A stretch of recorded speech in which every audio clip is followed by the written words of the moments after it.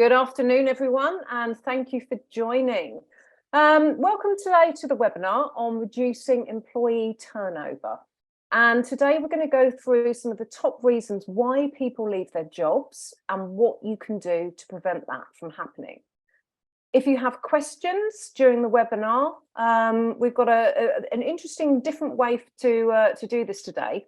We're going to use something called Slido, and I'm going to put the link to it in the chat. If you have questions, if you go to this link to Slido, what you can do is ask your questions there, but they're completely anonymous. So, if you want to ask something, a bit contentious, or you don't really feel comfortable with your name next to it, it's completely anonymous through Slido. And also you can upvote questions. So if you see something that someone else has asked, because you get to see all of the questions, you can upvote any that you really, really want to get answers to. So go over to Slido and put your questions in as you have them. So let's get started with the content. The reason we're here today is to talk about how you can reduce turnover in your IT teams. There have been lots and lots of studies on this topic, and particularly during and after COVID, where we saw lots of changes around employment. LinkedIn very recently had a study which stated that the tech industry has the highest staff turnover of any industry. So quite worrying for those of us who are in the industry. The turnover that they have is just over 13%, but when you look at engineering roles, software engineering roles, it's almost double. There are even more studies. You can see here on the slide, IDC last year stated that a third of all employees in Europe are currently looking for a new job. Another from Forbes stated that nearly half of all employees in the millennial age group will be looking for their next job in 2 years' time or less than. So, if you are managing a company, you're responsible for IT teams in your company, this is really quite worrying, and high employee turnover means high cost. It can cost around a third of an employee's salary to replace them. But it's not just the financial cost. You're also looking at the impact on the team and their morale, the loss of knowledge, the loss of expertise. It might also point to some unaddressed problem that maybe you're not even aware of. So how can you tackle it? So today, this is what we're going to do. We're going to talk about what you can do to reduce employee turnover. We're going to look at the latest studies about what employees need and want in the workplace and why they're leaving their jobs, so that you know what you can do about it. Before we get started, I wanted to do a very quick poll to everybody on the call. And the poll is to ask some questions about what you think the main reason that a developer may be unhappy at work and why they would leave. You should have the poll up on your screen now. So if you could take a minute just to click on what you think the main reasons are. And we're going to drill into this today throughout the course of the session, but just be really good to get some ideas from those of you on the call as to what you think is driving some of these reasons as to why people are leaving. So I'll just give you 30 seconds to go and click on that poll and put your answer in. I'll leave that poll running for probably another 5 minutes before closing it. So while that's running, let me introduce you to our speakers today. And first of all, we have Richard, who's our founder and has many years' experience building high-performing teams. And we also have Naira Padron with us, our HR manager. And Naira has over 20 years' experience in HR and on hiring very talented people. So without further ado, Naira, can I hand over to you to get us started today? Yes, thank you. So hello, everyone. I want to introduce our first study. This study was conducted by Stack Overflow. Stack Overflow is the largest and the most trusted community of developers, and it's an online community, so it has a far reach. What they did with this one is they asked their community if they were happy at work and what exactly made them happy and unhappy.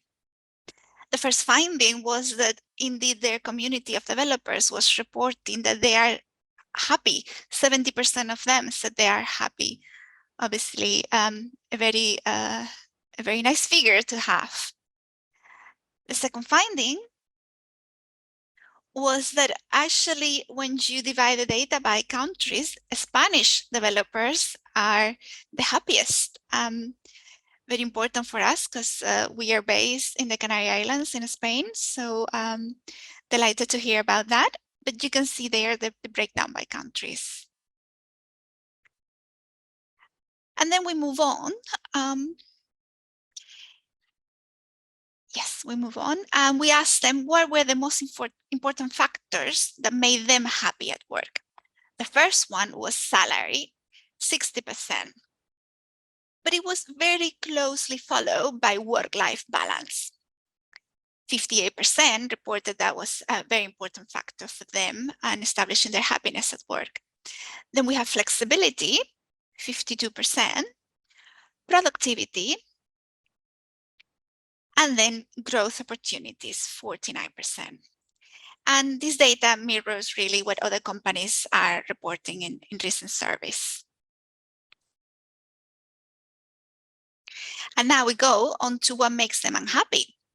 So in this Stack Overflow survey, they realized that the number one reason that was making developers unhappy was feeling unproductive at work, having no work-life balance, the absence of growth opportunities, low salary, and low flexibility.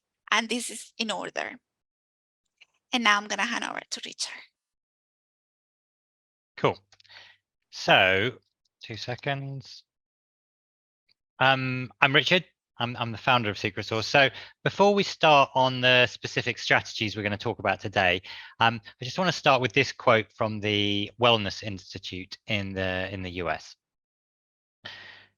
Happier employees tend to be more engaged, creative, and proactive problem solvers. They exhibit lower levels of stress and burnout and are more resilient in the face of challenges.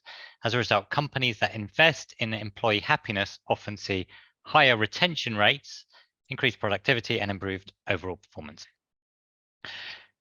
So, how do you make employees happy? Todd, there we go. Right. Conveniently, last year, the US Surgeon General created a framework on how to improve employee well-being and happiness in the workplace. And this framework focuses on 5 areas necessary for well-being. Okay, each area that they call an essential is based around 2 human needs. So if you're familiar with Maslow's hierarchy of needs, it's very similar to their 5 levels. So, for example, the first essential is that an employee needs to feel protected from harm. Okay, and this is based on their innate needs for safety and their need for security. So, in general, it argues that if employees feel safe, if they have connection and they have a good work-life balance, and if they feel that their work matters and they've got opportunities to grow within that company, they're going to be happier. And right, if you're looking at improving the well-being of your employees, this is a really, really good framework to begin with. It just gives the five essentials that you should be looking at. And today what we're going to be doing is we're going to look at these 5 areas. We're going to explain what they are, and then we're going to give specific strategies on how to apply them in the workplace, and specifically for the IT industry. Right, I'm going to hand back to Naira now, who's going to explain the first essential, how to help your developers feel protected from harm. Well, as a HR professional, before I even go into that, I have to say you have to start with the basics. And I mean getting your recruitment process absolutely spot on. You have to hire the right person for the job.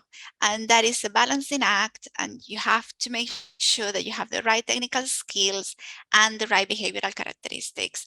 Because one thing that keeps us recruiters up at night is new hire turnover.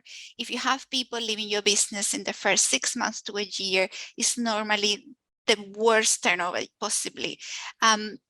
is extremely costly and is very damaging for your team. So before we go into the model, Rich, I have to remind people that you have to get your recruitment right, and you have to get your onboarding right as well, making sure that you get this new hire up to speed as soon as possible, giving them the best tools and showing them that you have invested in their success and that you're there to accompany them in their journey, that it's just starting with you. Okay. And now we do go to the framework. So on this framework, the first essential is protection from harm. And this means creating the conditions for physical and psychological safety that are critical for ensuring that the workplace is a safe space mentally and in terms of overall well-being. This essential rests in two human needs: security and safety.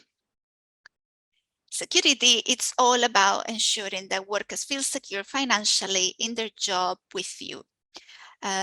One really interesting phenomenon that we discuss in HR is survival syndrome. And this happens, and I've experienced it firsthand, when you're actually going through restructures, namely redundancies.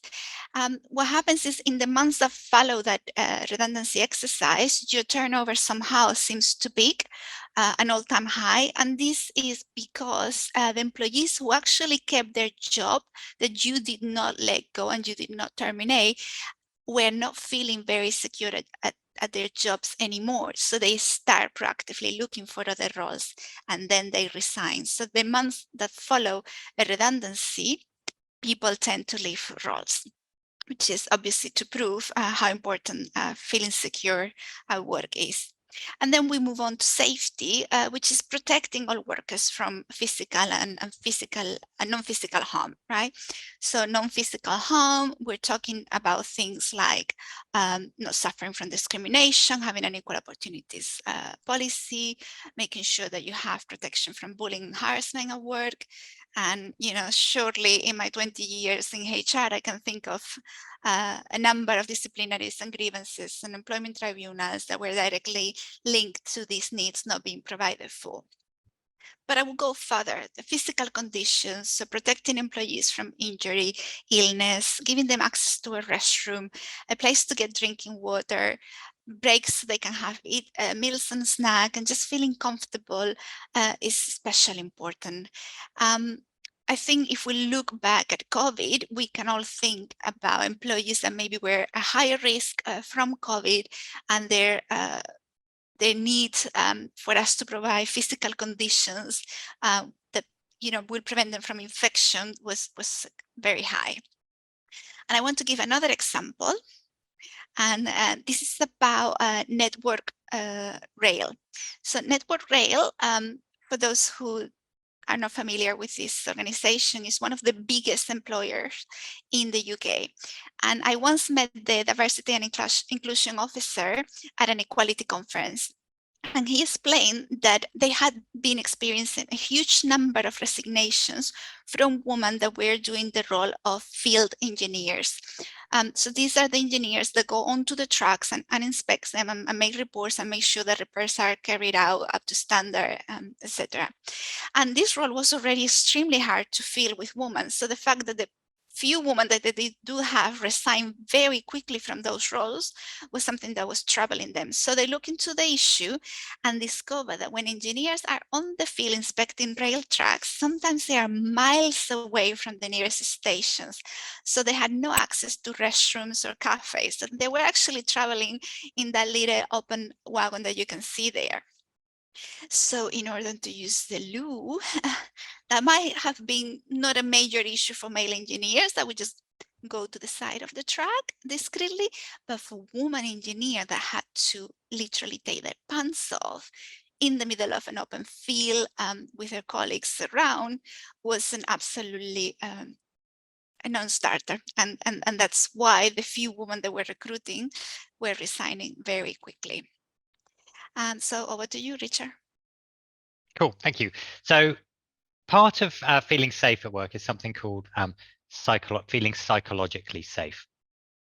Now, psychological safety is when you're in a group situation and you feel safe to ask questions, to challenge others, all without feeling of being embarrassed or marginalized, right? There are 4 stages to feeling safe. The first one is that you feel included in your group.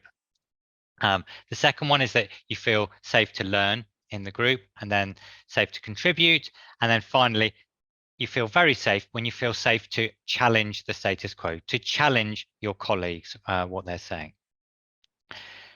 Now, psychological safety is really, really important, right? Google recognizes it. They regard psychological safety as the most important trait in their highest performing teams, okay? We do whole webinars just on psychological safety. So if you want more information on this, drop me a line after the presentation and I can send you some literature. The point I want to make here about psychological safety is if it's not something that your company is aware of or something that you actively promote, you should definitely look into it. It is really important. Psychological safety does not always happen naturally. Sometimes it does. Sometimes you get teams together and they feel safe, but sometimes it doesn't, especially with remote teams, especially with younger people. Imagine sort of interns joining an established team. Your team has to know what it is. They have to know what a safe team looks like, and they need to know how to make other people feel safe. Right, the second essential of the framework is something called connection and community. Basically, your team needs to feel that they have the social support they need, and they also need to feel part of a team. In a really interesting study that Gallup did last year, well, no, actually over the last 3 years, 2019 to 2022, 4 years, the main question was, do you have a best friend at work? Someone that you feel safe to ask questions, someone that you can lean on. And what they found was that those that felt they had a best friend are 12% less likely to be looking for another job. Right? That's really important. If people feel they've got someone to lean on at work, they're less likely to be looking for another job. So how can you increase the chance of your employees having a sort of best friend? Right, the key here is all about connection. To get a best friend, you need to feel connected to your colleagues, okay? You need to have those strong personal bonds. Now, this connection sometimes happens naturally. I'm sure you've been at work where you just feel you make friends and you feel you build those personal bonds. But there are definitely things that business owners, that team leaders can do to help facilitate that connection, to help people get that best friend or get that support community around them. No, right. Because we're talking about the IT industry, most IT teams nowadays are either hybrid or they're remote. So to build that connection, you have to be more intentional, okay? Because those water cooler moments, those hanging around the coffee machine, those little meetings that you have before and little chats you have before and after meetings, they just don't happen online, okay? They don't happen with remote workers. And it's really easy to assume that your remote team is fine because you don't hear from them. But studies show that remote workers feel lonelier, okay? They have fewer career opportunities than their office-based colleagues, and they're more likely to leave as they feel less connected. They feel less connected to the team. So in fact, that the study that Gallup did, the number of people who felt they haven't got a best friend at work has actually increased from 2019 to 2022. And people think that's because the increase in remote working, okay, the increase in people working from home. So what can you do? Right, how can you facilitate those connections? Okay, the first one is, and this seems obvious, the first one is to have regular events, okay? In person, wherever possible. Real face-to-face interactions are far more powerful than online interactions. The second one, can you advance it, Todd? The second one, you need to increase non-work chat. Okay, you know, the typical chat about TV, football, music, the type of chat that builds relationships where people can find things in common. And this really improves connection. This happens more often by not naturally in the office, but how can you do it online? But how can you do it with a remote team? Well, the most important thing is you need to lead by example. You have to model it. If you're a team leader, if you're a scrum master, if you're a project manager, you have to start that non-work chat. You have to start your meetings by asking people what was on TV, or how are they feeling. You have to show it's okay to do it. The second thing is you need to provide a space for it to happen. Okay, you have to create times for it. Remote workers, they feel so under pressure to be productive the whole time that they won't have this non-work chat. They won't have this chit chat. Okay, so you have to provide a space for it to happen. Now, we do it at the start of meetings. Every meeting that we start, there's 5-10 minutes at the start where people just chat about rubbish.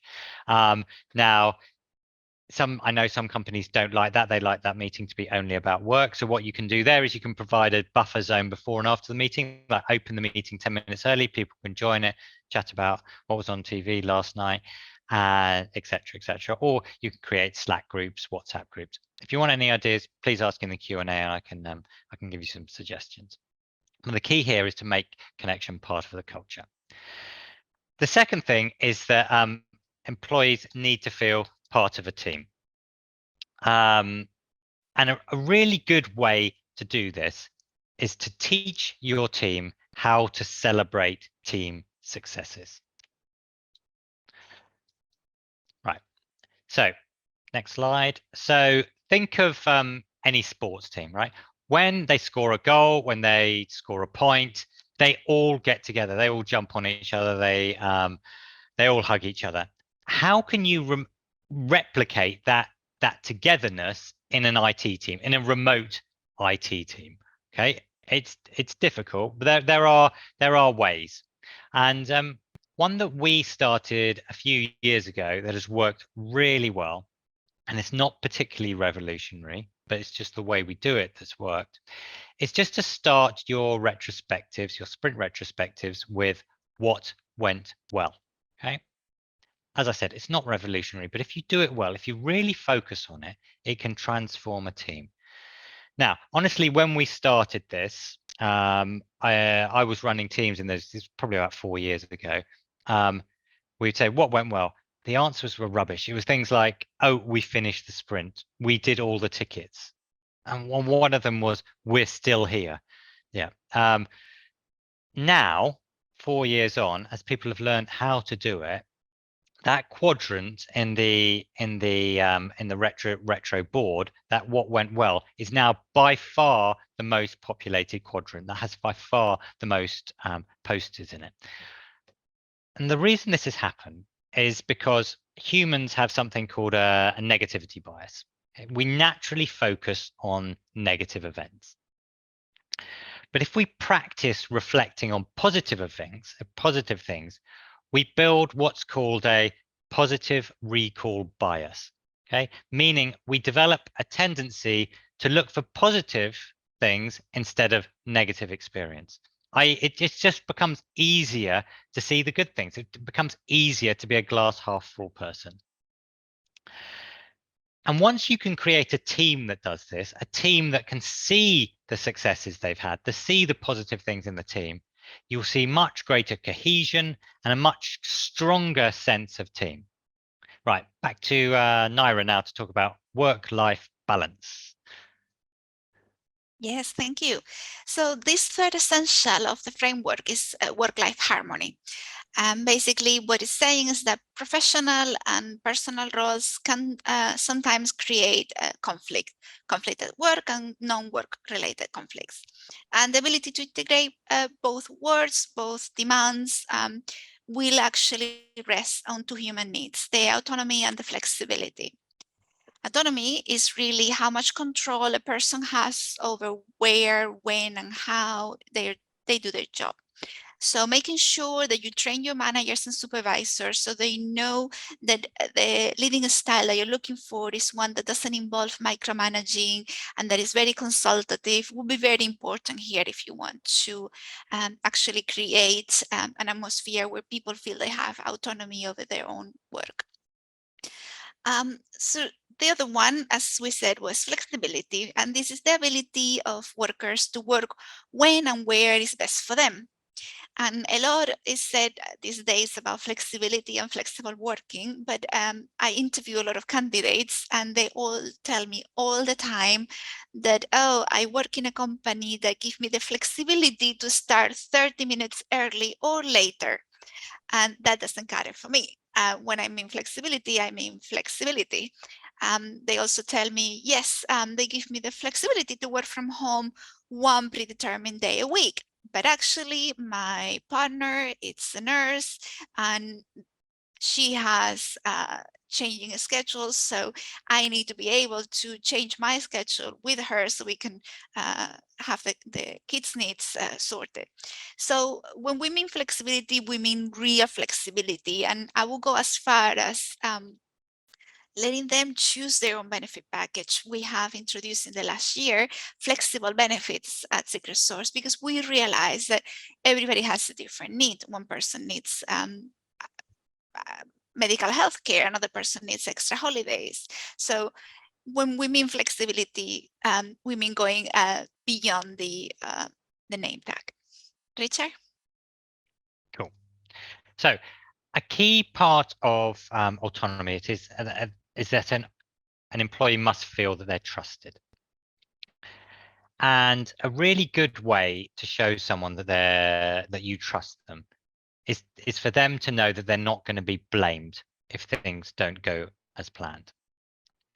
Now, if an individual feels that they're going to be blamed, they're going to be far more interested in their own self-preservation than the sort of mutual development of the team. Consequently, there'll be less innovation because they'll be afraid to take risks. Okay, there'll be less collaboration because they'll be more interested in their own themselves than the team as a whole. Ultimately, there'll be less of a sense of a team and less psychological safety.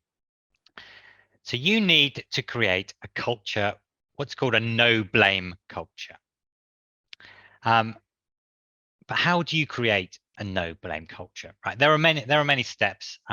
Most important is probably leading by example. Don't ever do it. It will destroy a team.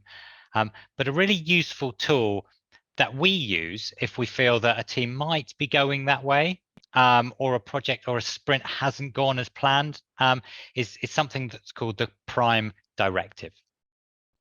Right. This we'd read out before a retrospective, for example. Regardless of what we discover, we understand and truly believe that everyone did the best job they could, given what they knew at the time, their skills and abilities, the resources available, and the situation at hand. This is a really, really good way of setting the tone in a meeting and establishing a no blame culture. Right. The fourth essential in the framework is something called mattering at work. Okay. People want to know that they matter to people around them, and two, that their work matters. Okay. And this rests on the basic human needs of dignity and meaning. But how can you give your employees meaning to their work? Okay. Especially if their work, it can be quite tedious. Okay.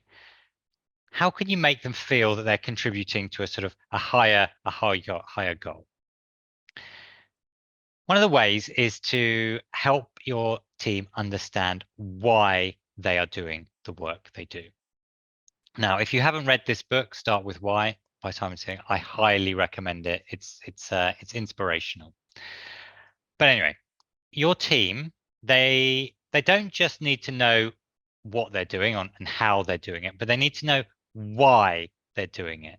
Why are they building this project? Why are they doing this small task that they're doing? Why do they have to attend this team building day out next week? Okay. understanding why you're doing something can really help give your work purpose. But how can you communicate your why? Right. Again, this is all about being more intentional. Always give your team context, right? If they understand why they're doing it, they're going to be much more engaged. Let me give you a couple of examples. We'll give you one example. How do you think your team would feel if you just said to everyone, right, next Thursday, come to the office, right? Or you said to them, everyone, right, we've noticed that the team aren't connecting as much as before, especially the new members.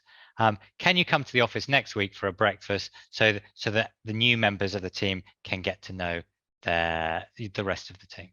Okay, I know this is an extreme example, but you can see that by giving context, by explaining why you're doing something, it helps give your work more meaning and purpose. Now, at a project level, it's often quite difficult for the product owner or the client to articulate why they're doing the project. Often we say, well, it's just we're doing it because we want to build the project. We want to do it. And so what we do is we do something called a definition of success. Now, a definition of success is not finish this project following these requirements, following these designs by this date for that, for this price. Okay, those are the requirements in the design. That is not a definition of success. A definition of success is far more nuanced than that. It's what success looks like to the client or to the person or the product owner. Okay, so for example, it might be success for me is standing on stage, presenting this app to 1,000 people and lots of people coming up to me afterwards and signing up. Or success to me is in July launching this product and 100 people using it and me getting feedback on what's good and what's bad about it. Okay. It's a way of understanding what is important to the client. Okay. And by understanding why it's important, it really helps employees feel a sense of purpose in their work. And the second thing, that part of feeling that your work matters, is that you're recognized for your achievements. But how can you help your employee feel that their achievements are recognized? Okay, start off the basics. Management needs to recognize individuals when they do something well, but the holy grail is to build a culture around your team where your team congratulate each other without prompting. Okay, it's a culture of recognition. How can you do that? Well, the first thing you need to remember is that for some, complimenting other people is difficult. Okay, some people feel it's a sign of weakness. Some people feel it's a bit too hippie. I know that when we introduced this a couple of years ago, I found it really difficult going out of my way to compliment people. I found it so difficult that I had to create a task in my a repeating task that came up every day in my task manager to remind me to compliment someone. Okay. But what you need to do is to do this until it becomes a habit for your team. Okay.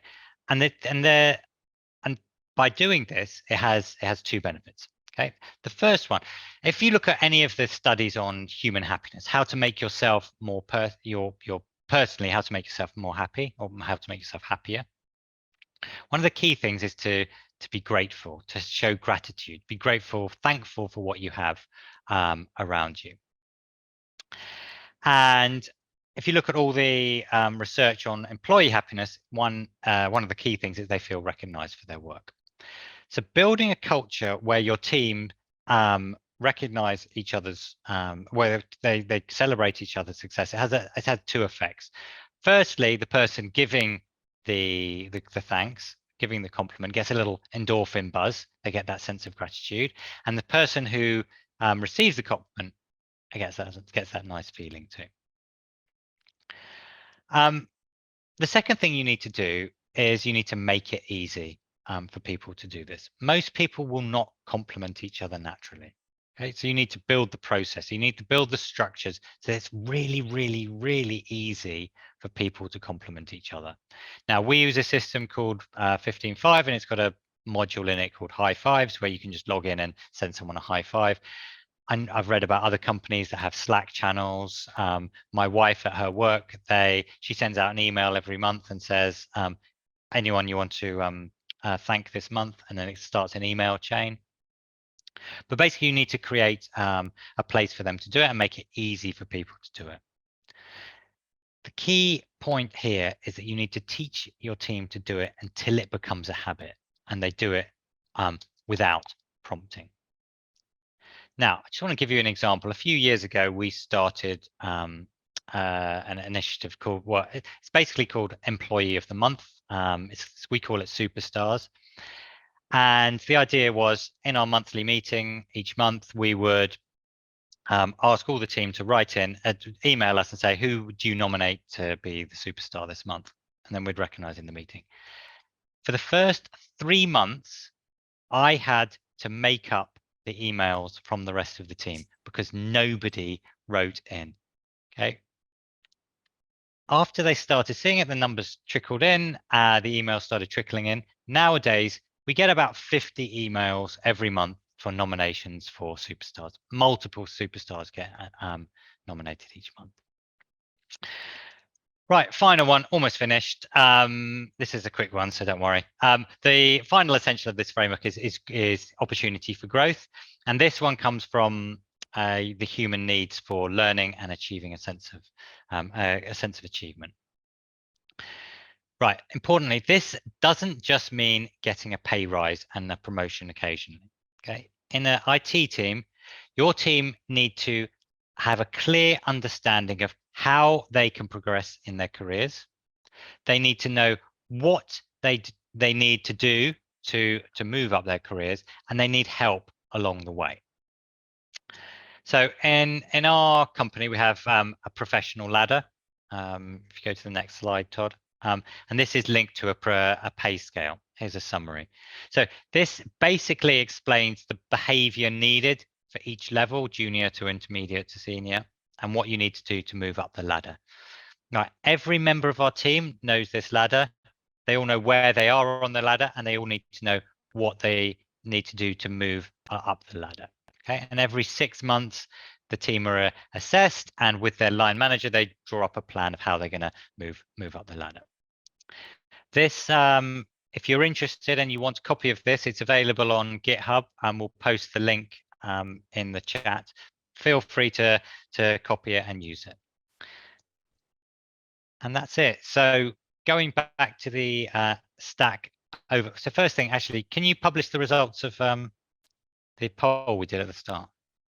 Okay, so you think, there we go. So we're going to have a look at this. So what were the main reasons developers are unhappy at work?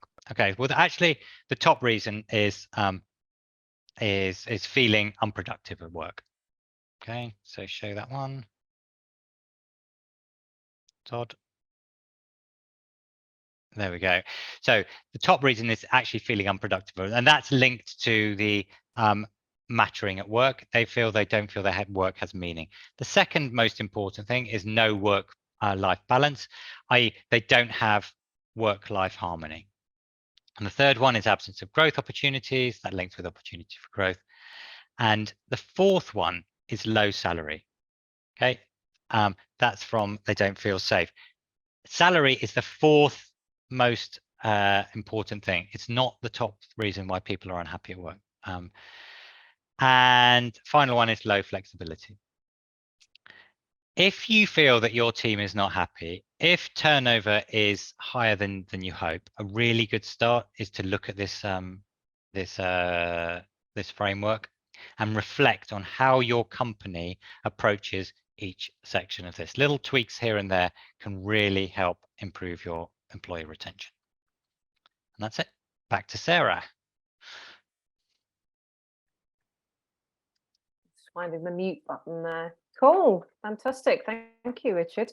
Right, let's have a go and have a look at the questions. if you still want to ask a question, there's plenty of time. I'll post the Slido link again, just for those of you who haven't got it. Right, where to start? I think the highest voted question, we've got quite a few, is how do we compete on salary? Oh, I think I'll take that one. I think, firstly, if you want to compete, you need to make sure that you're confident you're paying fairly, right? That means doing your due diligence, looking at what other companies are paying, so their salary service, depending where you live. You could use Glassdoor, you could use other tools. There's a lot of recruitment agencies that have salary data. But it's also about making sure that internally your people are paid fairly. So you're not paying more one person than another that are actually doing the same job, or of jobs of equal value, which is a term that we use in HR, jobs of equal value.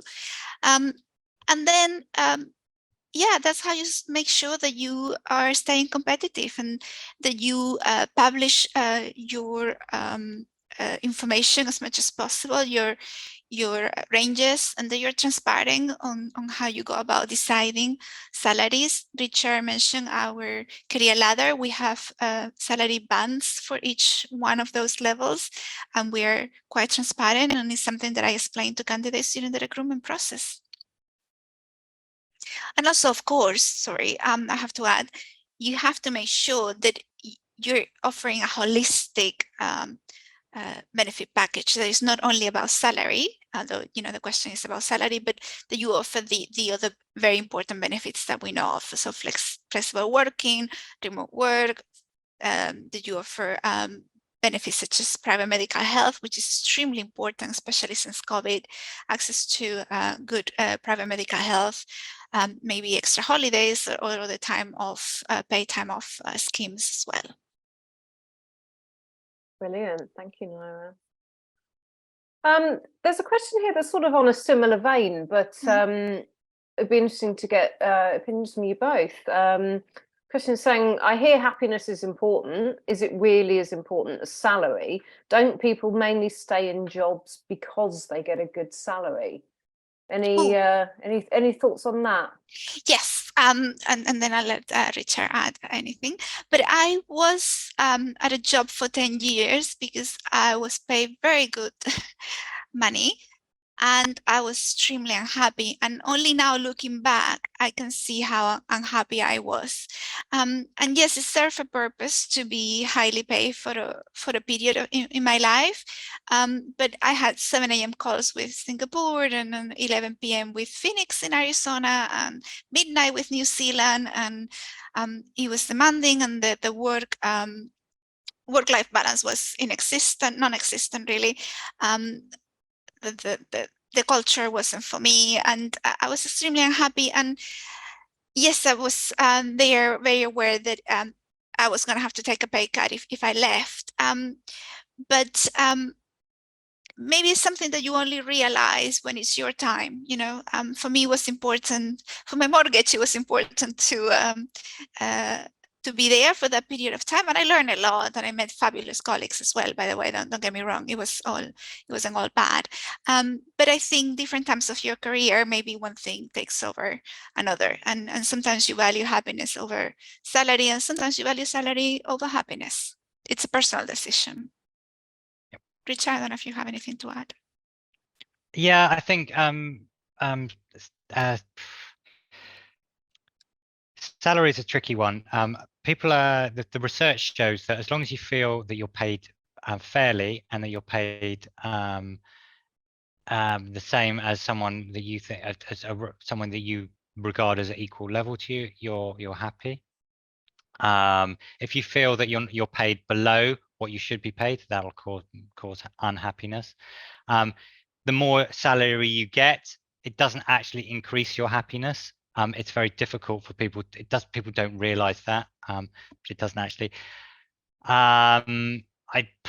It's difficult. You just got to look, and everyone's different. Some people do value money more than others. But you're spot on there, because being in HR, I obviously have had access to confidential salary information. And I was never happy with my salary, because I could also always see everyone else's salary. And it didn't matter how many pay rises I got, I was always unhappy. The more salary you get, it doesn't mean you're going to be happier at work. Ultimately, it was about something else altogether that would bring me personally happiness at work. And I got that on my next career move. Brilliant. Thank you, Nara. Right, what else? There's a good question here. Basically saying that often people can be their own worst enemy. How do you get those people, those ones who are burning themselves out and doing everything, working overtime? How do you strike that balance between all of the advice that you've given today with people who just don't work like that? Okay, so we've come across this when I speak to other companies about happiness in the workforce. This is one of the most common questions I get asked. The key thing is here, a lot of people will come to companies, say they come from, I don't know, the big Accenture or something like that, where they're expected to work very long hours. They're expected to do overtime. They're expected to be available over the weekend. And when they come to your company, they think that's the way it is. Okay. The way we deal with it, and it does happen, is we tell them that's not how we work. We tell them off if they're working overtime. We don't let it happen. We also model it during holidays. We as management, we're unavailable. You cannot contact us. And we don't expect you, the staff, to be available during the holidays. So the key thing here is model it and actually go as far as stopping people, telling people off for doing overtime, telling people off for working at the weekend, telling people off for having Slack or email on their phone. Okay, that would be my suggestion. People soon learn. It's contagious. Yeah, it is. Brilliant. Okay, let's have a look. What else have we got? There's a good question here. We have someone in our team who has very different interests than the rest of the team, rarely participates in social events. How do you deal with that sort of situation? I guess, that differences in individuals and teams. How do you get them to bond if there's no common ground, I guess, is the question that's being asked. Okay, so this is all down to psychological safety. Some people will not feel comfortable in social events. We know that we have social events in our company, and not everyone comes. We don't make them come because they don't feel safe. So you just have to be very aware of it. You have to, if you're going to do activities that won't take people out of their comfort zone. Don't do an activity and make the shy person dance in front of everybody else like Beyonce, because they're going to hate it. I would hate it. So just be really aware of it. And if someone doesn't want to attend an event, you can't really make them, because it will make them feel even worse. Just design these social events, design these things so that they're going to feel safe. Keep them smaller. Maybe just 2 or 3 people go out for a meal or something like that. Then you can build rather than putting 50 people in a room and making them all clap and sing along to something or else, which a lot of people don't like. That would be my suggestion. Yes, I remember I used to work in a call center, and we had a lot of cultural diversity there. It was in London, and during the Christmas holidays, when we did the Christmas party, which was a really big deal, normally in a fancy hotel, and we had hundreds of employees there. The Muslim community that we had always volunteered to stay behind and work the call center where everybody else went to the hotel. And they kept saying that they didn't mind because, they didn't celebrate Christmas particularly. And also because of the alcohol involved in the Christmas party, which was, a lot. So what we did was to have a quiet word with them and say, we don't want you to miss out on the end of year. Let's call it the end of year celebrations.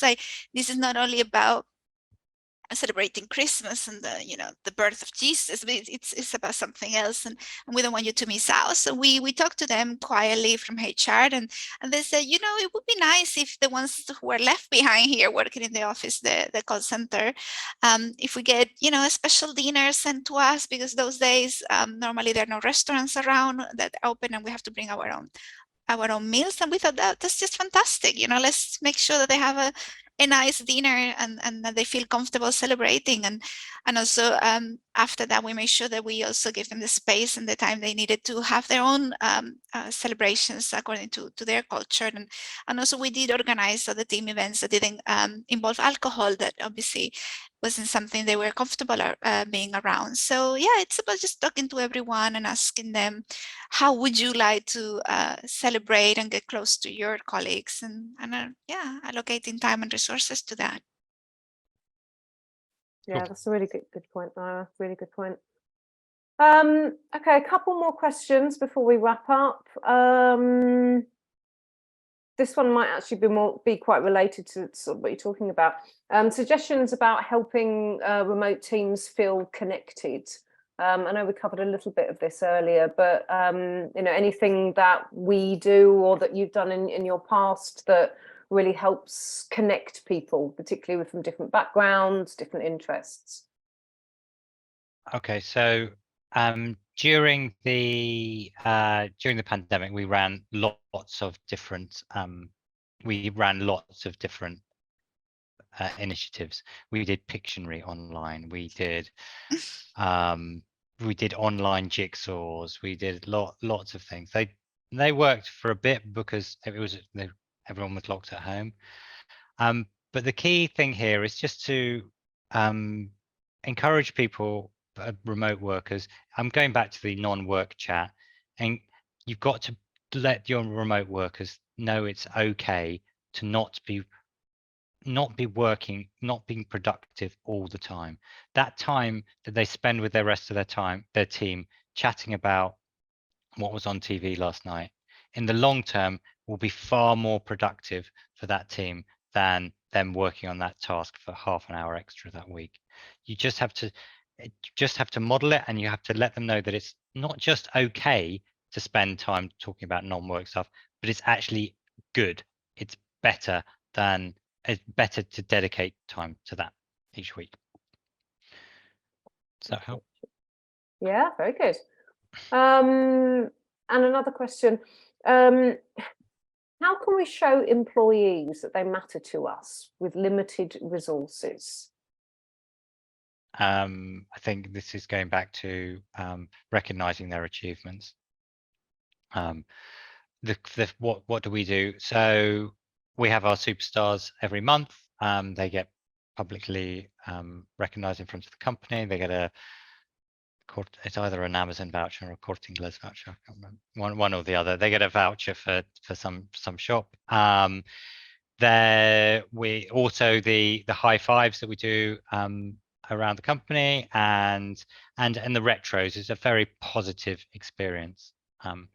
But being recognized by your line manager, being recognized by the management is and properly recognized, not well done, you've done well this week, right? Specific positive feedback. Thank you very much for doing this, the X thing. You presented it beautifully in front of the whole team, XYZ. Specific positive feedback. Okay. And the only thing I'll add to that, it's giving them a voice. Employee voice is something we talk about a lot in HR as well. So are you serving your employees' opinions formally, maybe once a year, anonymously, so they can really say what's on their minds and what's important to them, presenting back the results and doing some action planning around it, but giving them a voice every day, those one-to-ones with them, extremely important, because that will show them that they truly matter, that and it's a one-to-one, it's a two-way, and it's a conversation, and they should have their say in what matters to them. Well, ultimately it's what matters to you. Brilliant. Thank you, Naya.